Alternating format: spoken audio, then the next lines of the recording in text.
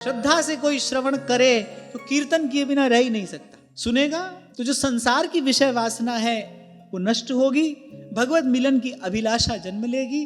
और कई बार मैंने आपको निवेदन किया, ये अभिलाषा ही बड़ी सुंदर है। जो कृष्ण दर्शन लालसा है, जो भगवान मिलन की जो अभिलाषा है, अभिलाषा ही बड़ी सुंदर है। ये और अंतर में एक उत्सव का सृजन कर देती है। और जब घर में उत्सव होता है तब व्यक्ति नाचता गाता ही तो रहता है। अपने उर अंतर के आनंद के, उल्लास के, उत्साह की अभिव्यक्ति कैसे होती है? नाच गाकर ही होती है। अब जन्म जन्म से बेचारा जीव निराश, उदास, हताश, अवसाद विषाद ग्रस्त पड़ा है। भ्रम भूल में भटकते उदय हुए जब भाग, मिला अचानक गुरु मुझे, फिर हुआ क्या? लगी लगन की लाग। जन्म जन्म से निराश हताश है, दुख के कूप में पड़ा है। भगवान की कृपा हुई, अकारण कृपा हुई, संत मिले, सत्संग हुआ। सत्संग से क्या प्राप्त हुआ? हरि कथा। हरि कथा ने क्या किया? मोह का भंजन किया, भगवत मिलन की आशा जगाई। और वो आशा ही उत्सव रूप है। अब उत्सव की अभिव्यक्ति कैसे होगी? नाचकर होगी, गाकर होगी। इसलिए बड़ा सुंदर क्रम है। श्रवणम कीर्तनम विष्णो स्मरणम पाद सेवनम। ठीक प्रकार से श्रद्धा पूर्वक अगर कोई श्रवण करे, कीर्तन किए बिना नहीं रहेगा, फिर तो गाएगा, हरि का गुण गाएगा।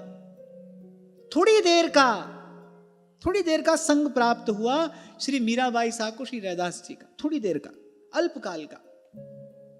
कुछ देर रुके थे रैदास जी मेड़ता में, दर्शन हुआ, थोड़ी देर का सत्संग हुआ। गा रहे थे रैदास जी भी, उनका भी जीवन यही था। गा रहे थे रैदास जी, प्रभु जी तुम चंदन हम पानी, प्रभु जी तुम चंदन हम पानी, जाकी अंग अंग बास समानी, जाकी अंग अंग बास समानी। प्रभु जी तुम घन बन हम मोरा, प्रभु जी तुम घन बन हम मोरा, जैसे चितवत चंद चकोरा, जैसे चितवत चंद चकोरा। प्रभु जी तुम स्वामी हम दासा, प्रभु जी तुम स्वामी हम दासा। ऐसी भक्ति करे रैदासा, ऐसी भक्ति करे रैदासा। अब कैसे छूटे नाम रट लागी, अब कैसे छूटे नाम रट लागी, अब कैसे छूटे नाम रट लागी, अब कैसे छूटे नाम रट लागी। प्रभु जी तुम मोती हम धागा, प्रभु जी तुम मोती हम धागा, जैसे सोनहि मिलत सुहागा, जैसे सोनहि मिलत सुहागा।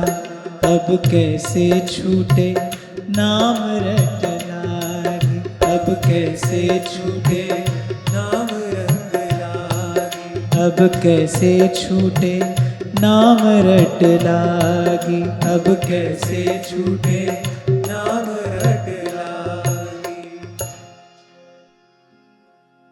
इससे सुंदर दर्शन त्रिलोकी में और क्या हो सकता है। भगवान का कोई भक्त भगवान का गुण गाता हो, ये तो भगवत दर्शन से भी अधिक मनोरम है। ब्रह्म मुहूर्त की बेला, हंस के समान श्री रैदास जी का वो विग्रह, हाथ में एक तारा, अर्ध निमीलित नेत्र, रोम रोम पुलकित, अश्रु प्रवाह,